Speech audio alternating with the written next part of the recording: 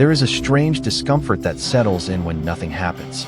No response, no reaction, no move. In a world trained to equate motion with power, stillness feels like danger. We live in an age that worships immediacy. Respond quickly, speak loudly, be visible, be outraged, be present at all times. Silence, we're told, is weakness. Inaction is failure. Hesitation is surrender. And yet, again and again, history tells a different story, one that feels almost offensive to modern instincts. Think of the public figures who collapsed not because of what they did, but because of how fast they reacted. The politician who rushed to deny an accusation and accidentally confirmed it. The celebrity who fired back at criticism, only to amplify it. The online feud that could have died in obscurity but instead exploded because someone couldn't resist responding. Most downfalls don't begin with a mistake. They begin with an impulse. A message typed too quickly, a defense offered too soon, an emotional reaction that revealed far more than silence ever would. We are surrounded by noise, opinions competing for attention, outrage cycles that refresh every hour, scandals that live and die by engagement. And in this environment, doing nothing feels unnatural, almost irresponsible, as if silence itself were an admission of guilt. But what if that instinct is wrong? What if the moment you choose not to react is the moment you regain control? There is something deeply unsettling about restraint, because it denies others what they want most, a response. Reaction feeds narratives. Emotion creates leverage. Words expose motives. Silence, on the other hand, offers nothing to grab onto. It creates a void, and humans hate emptiness. We rush to fill it, often with our own mistakes. This is the paradox that feels wrong but keeps proving itself true. Those who react the least often shape the outcome the most. This is not about laziness. It is not about apathy. It is about understanding a hidden rule of power that most people violate every day. And once you see it, you can't unsee it. Because sometimes, the most dangerous move is to make no move at all. To understand why restraint can be a weapon, you have to step into a world where speaking too soon could get you killed. Renaissance Italy was not a place of ideals. It was a maze of city-states locked in permanent tension. Florence, Milan, Venice, Rome, each ruled by families who smiled in public and sharpened knives in private. Alliances shifted overnight. Friends became enemies before dawn. Power was fragile, temporary, and constantly under threat. This was the world Machiavelli watched closely. He wasn't a king. He wasn't a conqueror. He was something far more dangerous, an observer. While others boasted, plotted, and reacted emotionally to every provocation, he studied patterns. He noticed who survived and who didn't. And one lesson became impossible to ignore. The loud ones fell first. The rulers who rushed to punish insults exposed their insecurity. The princes who explained themselves too much revealed fear.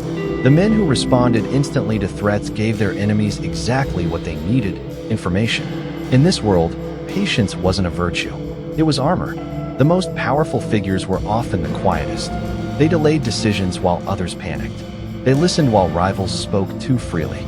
They let conspiracies unfold just long enough to identify everyone involved. Silence became a filter, separating real threats from emotional noise. Machiavelli saw that power didn't belong to the strongest or the most righteous. It belonged to those who could endure uncertainty without reacting.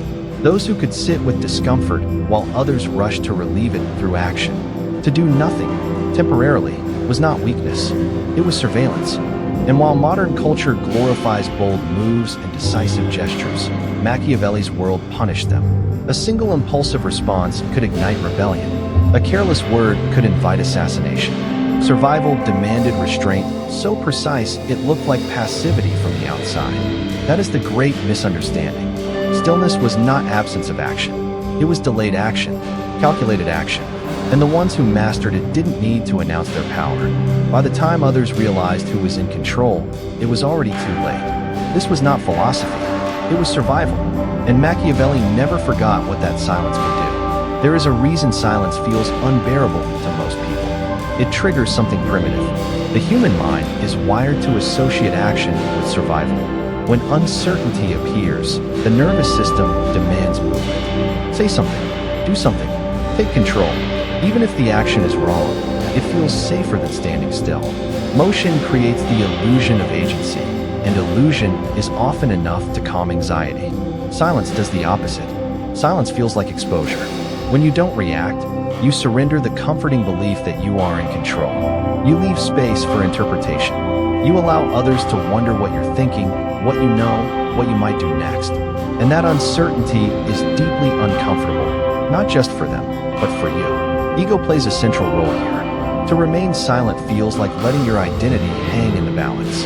If you don't defend yourself, will people assume guilt? If you don't respond, will you look weak? If you don't react, do you even exist in the eyes of others?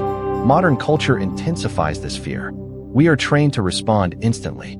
Messages demand immediate replies. Opinions are expected on every issue. Silence is interpreted as indifference, cowardice, or complicity. Outrage has become performative, not because people care more, but because visibility feels like safety. But this reflex is exploitable. Manipulation thrives on urgency. Propaganda depends on emotional reactions. Power structures rely on predictable responses: anger, fear, defense. The moment you react impulsively, you reveal your pressure points, your values, your insecurities, your limits. Silence disrupts this pattern. When there is no reaction, there is nothing to hook into. No outrage to amplify. No confession disguised as a defense. No emotional leak to analyze. The game stalls. And when the game stalls, control quietly shifts. This is why restraint feels unnatural. It goes against instinct, against ego, against conditioning. But power has never favored comfort. Action feels safer than silence because it suits anxiety. Silence feels dangerous because it exposes truth. And that is precisely why those who can endure it gain an advantage others never even realize they surrendered. One of the most deeply ingrained myths of modern life is the belief that silence means you are losing. We are taught, subtly, relentlessly, that if you don't respond, you allow others to control the narrative. That if you don't defend yourself, you admit defeat. That if you don't speak, you disappear. This belief feels logical. It feels fair. And it is exactly why it is so dangerous. Because responding is not neutral. Responding is participation. The moment you reply, you step into a frame someone else created. You accept their timing, their terms, their emotional temperature. You allow them to dictate what matters and what doesn't. Even a denial can become confirmation when it appears too fast, too emotional, too eager to correct perception. History is filled with moments where power was lost not through attack, but through response. Scandals grow because someone rushes to explain. Conflicts escalate because someone feels compelled to have the last word. Narratives solidify because silence was broken at the wrong moment for the wrong reason.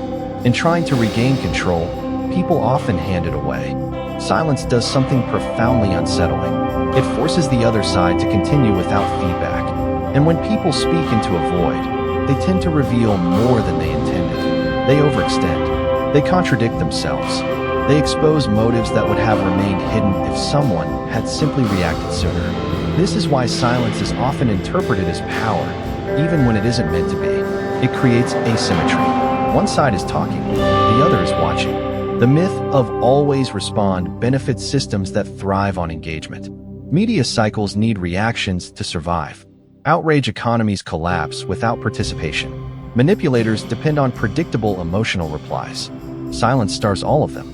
This does not mean silence is always right. It means timing is everything. Machiavellian restraint is not about disappearing. It is about refusing to be rushed. Because the most irreversible mistakes are rarely made in silence. They are made in the moment someone felt they had to say something, anything, just to prove they were still in control. Doing nothing is often misunderstood because it looks empty from the outside. But in reality, strategic inaction is one of the most mentally demanding forms of control. It requires awareness without interference, presence without exposure, attention without commitment. Most people cannot tolerate this state for long. When you refuse to react, you create a psychological imbalance. One side is emotionally invested, expending energy, seeking validation, escalating pressure. The other remains unreadable, and unreadability is destabilizing. Humans are pattern-seeking creatures. When patterns disappear, anxiety fills the gap. Silence turns uncertainty into a weapon. Those who provoke want confirmation. Anger, fear, defense, even dismissal will do. Any reaction tells them where they stand and how far they can push. But when nothing comes back, the mind begins to spiral inward. Questions multiply. Doubt creeps in. Was the attack ineffective? Was it anticipated? Is there something I don't see? In this way, silence forces the other side to fight itself. Machiavelli understood this dynamic intuitively. He observed that power does not need to assert itself constantly. In fact, constant assertion is often a sign of fragility. True leverage lies in letting others reveal their intentions first, through impatience, through overreach, through emotional leakage. Strategic inaction is not passive waiting. It is active observation. You are gathering information while giving none. You are allowing others to expose alliances, motives, and weaknesses without alerting them that they are being studied. Every additional move they make narrows their options, while yours remain open. This is psychological warfare at its quietest.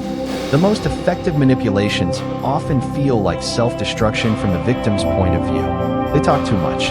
They escalate too soon. They force outcomes before conditions are ready. And all of it happens because silence denied them resistance. Modern culture mistakes pressure for strength. But pressure only works when it meets resistance. When there is nothing to push against, it collapses inward. Silence creates that collapse. This is why restraint terrifies aggressive systems. It cannot be provoked. It cannot be rushed. It cannot be easily framed. It removes the feedback loop that power abuses rely on. And the irony is this. The more someone demands a reaction from you, the more power they are admitting you already have. Strategic inaction is not about winning loudly.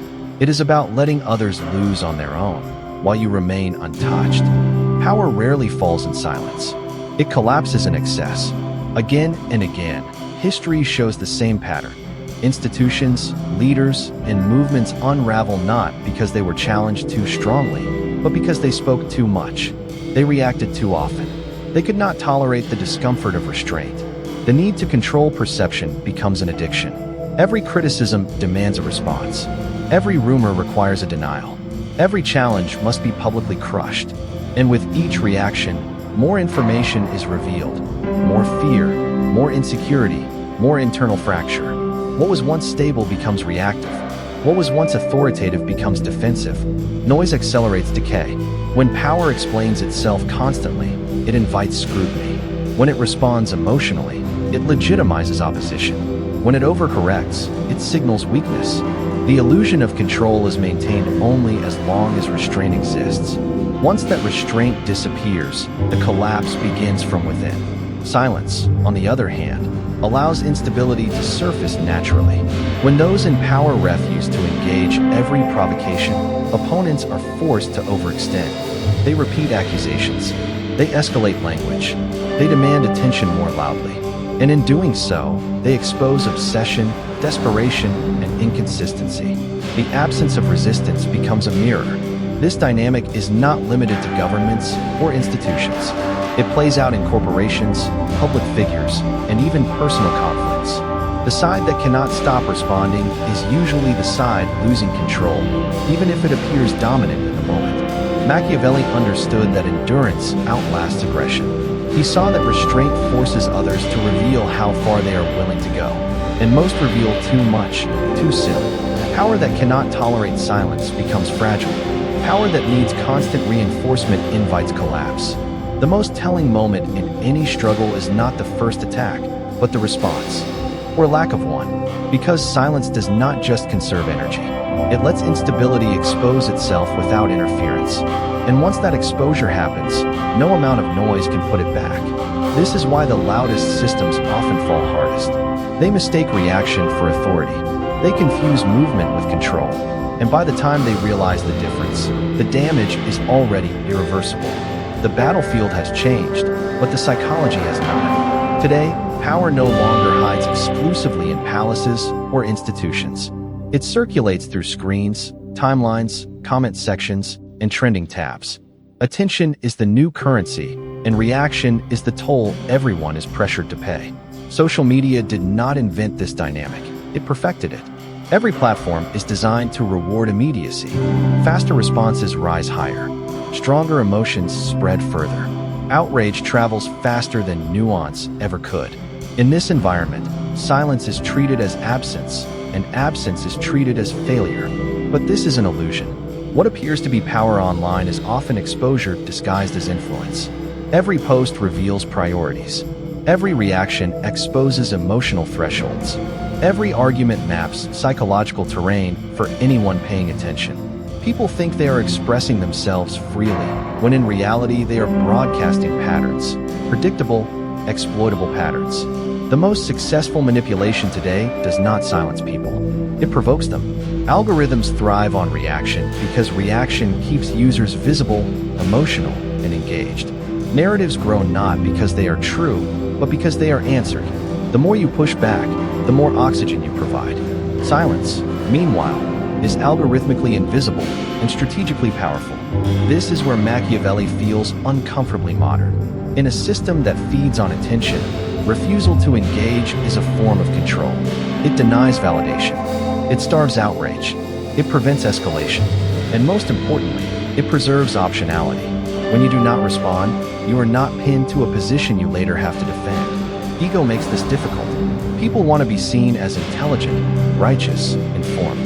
They want to correct others, expose flaws, defend identity. Silence feels like letting the wrong ideas win. But in reality, most digital conflicts are not battles of truth. They are battles of endurance. And endurance favors restraint. Those who react constantly are easy to predict. Those who speak selectively are not. In a world where everyone is shouting to exist, quiet becomes conspicuous. Not because it is loud, but because it cannot be controlled.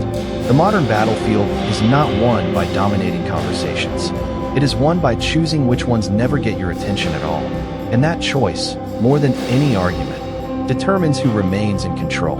Restraint is powerful, but only when it is intentional. One of the greatest misunderstandings of strategic silence is the belief that it means avoidance. That doing nothing is the same as being afraid to act. Machiavelli would have rejected this completely. For him, inaction was never a permanent state. It was a calculated delay. Timing is the difference between patience and paralysis. Those who act too quickly surrender leverage. Those who wait too long lose relevance. The art lies in knowing when pressure will expose more than resistance ever could, and when silence has already done its work. This requires clarity, not passivity. Strategic restraint begins with awareness. You observe patterns. You study motives. You let others reveal how committed they are to the conflict. Are they emotional or disciplined? Are they consistent or reactive? Every moment you do not intervene provides data, and data compounds. But silence is not infinite. There comes a moment when absence becomes neglect, when inaction signals weakness instead of control. Machiavelli understood that power must eventually be asserted, but only after the terrain is mapped. The mistake most people make is confusing the urge to act with the necessity to act. Urgency is emotional. Necessity is strategic. Modern culture blurs this distinction. We are pressured to respond before understanding, to choose sides before thinking, to speak before listening. And in doing so, we act on incomplete information, locking ourselves into positions we later regret. Knowing when not to move requires emotional discipline. You must tolerate misunderstanding. You must allow others to project onto your silence. You must resist the temptation to clarify too early. But when the moment arrives, action carries far more weight. Because it is unexpected, because it is informed, because it is irreversible, silence prepares the ground. Action decides the outcome. This balance between restraint and assertion is what separates strategy from stagnation. Machiavelli's lesson was never to do nothing forever. It was to wait until doing something could not be ignored. And by then, the outcome is rarely in doubt. There is a hidden price to constant engagement, one that few people notice until it is too late. It is not visible on a scoreboard, nor measured by public approval. It is the erosion of inner authority. Every time we react impulsively, we surrender a piece of control, not to an enemy, but to our own emotions. Emotional reactions are exhausting. They demand energy, focus, and clarity. Each response pulls attention away from observation and reflection, replacing strategy with instinct. The mind becomes a battlefield, not a vantage point. Over time, The habit of immediate response reshapes perception itself. Urgency replaces patience. Impulses become the default. The capacity to pause, consider, and calculate fades. Modern culture amplifies this effect. Notifications ping. Algorithms reward engagement. Opinions are not private, they are performative. Silence is punished with invisibility, while reaction is rewarded with attention. People mistake visibility for strength, forgetting that exposure is often the weakest position of all. To constantly defend yourself is to be perpetually at risk of collapse, because control becomes a reaction to others rather than a choice of your own. By contrast, restraint preserves not just external leverage, but internal stability. Silence creates mental space, a margin between stimulus and response. It allows analysis, reflection, and the formation of long-term strategy. It frees the mind from compulsive performance, granting autonomy over what is worthy of attention and what is noise. In effect, restraint is a shield for the self, a way to maintain clarity when the world demands distraction. The paradox is stark. The less you react, the more power you hold, both inwardly and outwardly. Constant reaction may feel productive, but it is often the fastest path to burnout, compromise, and error. True authority, the kind Machiavelli revered, is exercised not in visible action, but in the quiet mastery of the self. In the end, the cost of noise is personal. The reward of silence is sovereignty. Those who learn to endure without responding gain something that cannot be taken: control over themselves, and through that, control over the world around them. Machiavelli's insights are often misunderstood as encouragement to manipulate or dominate. But hidden beneath his strategies lies a warning, one that resonates more in silence than in speech. He observed that most people lose power not because they are weak, but because they cannot resist proving themselves. Ego, pride, and impatience are far more dangerous than external threats. He saw it everywhere: rulers who over-explained their decisions, generals who reacted too quickly to rumors, advisors who insisted on immediate action. Every response revealed fear, insecurity, or desire. Every movement, however calculated, became a map for others to exploit. The loud, the reactive, and the eager were almost always the first to fall. The unspoken lesson is this: the temptation to act constantly is an internal enemy. Human beings are wired to want validation, to correct mistakes, to assert themselves in the face of perceived slights. But these instincts, while natural, are also predictable. They are visible weaknesses that others can weaponize. History shows time and again that power is often destroyed not by opposition, but by the very individuals who possess it, because they could not resist the urge to engage. Machiavelli's warning extends beyond kings and princes. It applies to anyone navigating influence, relationships, or public perception. The pull of reaction is universal. It does not discriminate between wealth, intellect, or status. Even the most capable minds can be ensnared by the need to be seen, to be right, to be understood.